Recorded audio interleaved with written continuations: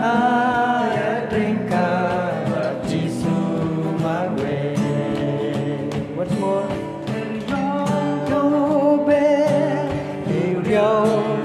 Hallelujah.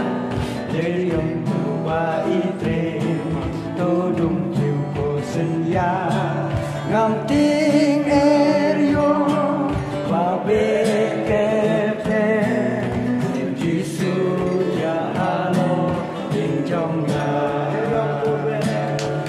yom tô bê yêu riau kẹt hồ lấy linh tu ba y tre tô đúng chiều cô sinh ya ngắm tiếng erio và bê kẹp thế Giêsu ya halo in trong ngài Giêsu ya halo in trong ngài ngapno amen Giêsu yo ngài là khi chính đồ